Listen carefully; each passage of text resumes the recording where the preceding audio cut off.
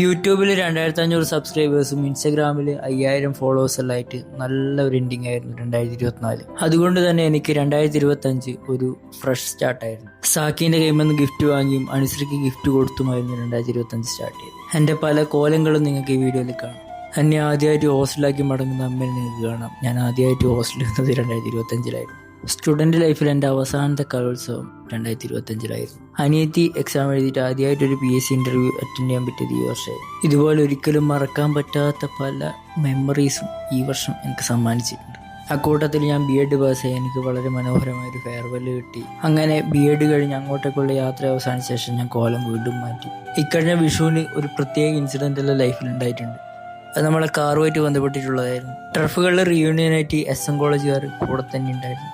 നിർമ്മലഗിരിയിൽ റിയൂണിയന് പോയ സമയത്ത് അവിടെ നടക്കാതെ പോയ ആഗ്രഹം ഞാൻ സഫലമാക്കി. ബോഡി ഒന്ന് പുഷ്ടിപ്പെടുത്താനായിട്ട് ഞാൻ April 20 ജിമ്മിൽ ചേർന്നു.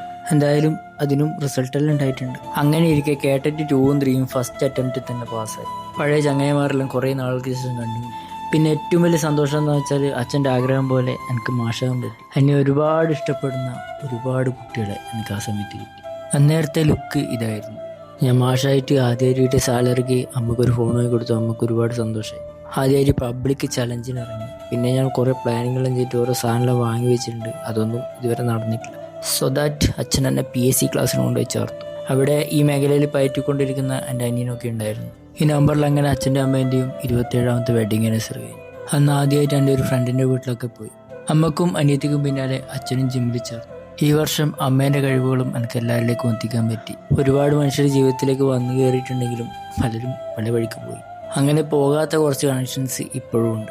പിന്നെ ഡിസംബർ ലാസ്റ്റിലാണ് എനിക്ക് ഫേസ്ബുക്കിൽ നിന്ന് ആദ്യമായിട്ട് പൈസ കിട്ടിയത്. എന്നിട്ട് ഞാൻ ഫാമിലിക്ക് ചിലവും ചെയ്തു. ഇൻസ്റ്റയിൽ ഈ ഒരു വർഷം കൊണ്ട് തന്നെ 500-ന് മുകളിൽ പോസ്റ്റ് ഇട്ടു. ഫോളോവേഴ്സും സബ്സ്ക്രൈബേഴ്സും എല്ലാത്തിലും കൂടിയിട്ടുണ്ട്. അതിൽ തന്നെ ഒരുപാട് സന്തോഷം. കഴിഞ്ഞുപോയ സമയത്തെ കുറ്റപ്പെടുത്താതിരിക്കുക, കാരണം അതിന് കാരണക്കാരൻ നമ്മൾ തന്നെയാണ്. എന്നിട്ട് ഇതുപോലെ ഫ്രഷ് ആയിട്ട് പുതിയ വർഷത്തെ വരവേൽക്കുക.